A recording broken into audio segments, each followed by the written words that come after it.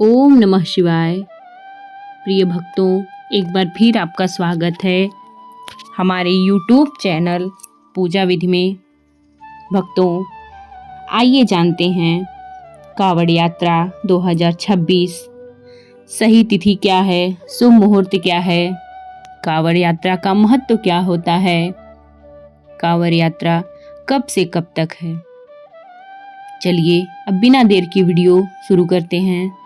भक्तों, इस साल कावड़ यात्रा 30 जुलाई 2026 से शुरू होगी। सावन में सोमवार, शिवरात्रि के अलावा कावड़ यात्रा कब शुरू होगी, इसको लेकर सचिर तेज रहती है। कावड़ यात्रा में शिव भक्त पवित्र नदी का जल लाने के लिए लंबी पैदल यात्रा करते हैं और कंधे पर जल भरकर कावड़ यात्रा लाकर सावन शिवरात्रि पर महादेव का अभिषेक करते हैं। भक्तों, कावड़ यात्रा की शुरुआत सावन महीने के पहले दिन से शुरू हो जाती है। इस बार कावड़ यात्रा 30 जुलाई से आरंभ होगी और सावन शिवरात्रि पर 11 अगस्त 2026 पर समाप्त होगी। इस दिन भक्तजन गंगा जल से शिवलिंग का अभिषेक कर शिव जी का आशीर्वाद प्राप्त करते हैं। सावन जप तप और व्रत का महीना माना जाता है। भक्तों, कावड़ यात्रा के दौरान श्रद्धालु दूर दूर से गंगा तटों और पवित्र नदियों के किनारे पहुंचते हैं। वहां विधि विधान से स्नान कर वे कलशों में गंगा जल भरते हैं और उसे कावड़ में स्थापित करते हैं।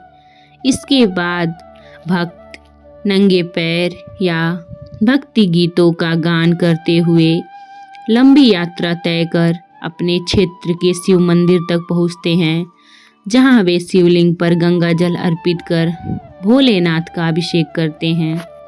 भक्तों, कावड़ एक ऐसी विशेष प्रकार की लकड़ी या बांस से संरचना होती है जिसे श्रद्धालु आकर्षक ढंग से सजाते हैं, रंग बिरंगी पताकाएं लगाते हैं, धार्मिक झंडे, फूल मालाएं, घंटियां और चमकदार सजावट से सुसज्जित करते हैं। दोनों सिरों पर गंगा जल से भरे कलश बंधे जाते हैं। इसे अपने कंधों पर उठाकर पूरी श्रद्धा और आस्था के साथ यात्रा शुरू करते हैं। भक्तों, अब आइए जानते हैं कितनी तरह की कावड़ यात्रा होती हैं। भक्तों, सबसे पहले सामान्य कावड़ यात्रा। सामान्य कावड़ यात्रा में श्रद्धालु अपनी शारीरिक क्षमता और सुविधा के अनुसार यात्रा पूरी करते हैं। गंगा जल लेने के लिए जाते समय और वापस लौटते हुए वे रास्ते में आवश्यकता अनुसार विश्राम कर सकते हैं। कावड़ यात्रियों की सेवा के लिए विभिन्न स्थानों पर शिविर और सेवा शिविर लगाए जाते हैं, जहां भोजन, पेयजल, चिकित्सा और ठहरने जैसी सुविधाएं उपलब्ध कराई जाती हैं। इन व्यवस्थाओं का उद्देश्य यात्रियों की यात्रा को सुरक्षित और सहज बनाना होता है। विश्राम के बाद श्रद्धालु पुनः अपनी यात्रा शुरू कर भगवान शिव के धाम तक पहुंचते हैं। भक्तों, इसके बाद है दाढ़ी कावड़ यात्रा। दाढ़ी कावड़ यात्रा को सबसे कठिन और तपस्वी स्वरूप माना जाता है।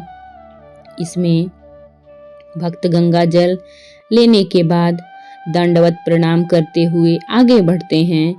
प्रत्येक दंडवत के बाद वे उसी स्थान तक पहुंचते हैं जहां तक उनके पैर आगे बढ़ते हैं और फिर दोबारा लेटकर अगला चरण पूरा करते हैं।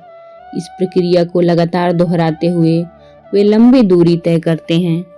अत्यधिक कठिन होने के कारण इस यात्रा को पूरा करने में कई सप्ताह और कभी-कभी पूरा महीना भी लग जाता है। यह यात्रा भगवान शिव के प्रति अटूट श्रद्धा, तपस्या और आत्मसमर्पण का प्रतीक माना जाता है। इसके बाद है डाक कावड़ यात्रा। भक्तों, डाक कावड़ यात्रा को कावड़ यात्रा का तेज और अनुशासित स्वरूप माना जाता है। इसमें शामिल कांवड़िए गंगा जल लेने के बाद बिना रुके अपने गंतव्य तक पहुंचने का संकल्प लेते हैं। यात्रा के दौरान वे कहीं ठहरते नहीं और लगातार आगे बढ़ते रहते हैं। भक्तों कांवड़ मंदिरों और प्रशासन द्वारा उनके लिए विशेष प्रबंध किए जाते हैं ताकि वे सीधे शिवलिंग पर पहुंचकर जल अभिषेक कर सकें। इस यात्रा में गति, संकल्प और अनुशासन का विशेष महत्व होता है। भक्तों, इसके बाद है खड़ी कांवड़ यात्रा। खड़ी कांवड़ यात्रा में कांवड़ को जमीन पर रखने की अनुमति नहीं होती। इस नियम का पालन करने के लिए श्रद्धालु समूह बनाकर यात्रा करते हैं। जब एक व्यक्ति थक जाता है तो दूसरा साथी कांवड़ संभाल लेता है और यात्रा जारी रहती है।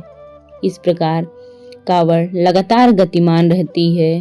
यह यात्रा आपसी सहयोग, समर्पण और सामूहिक भक्ति का अनूठा उदाहरण मानी जाती है।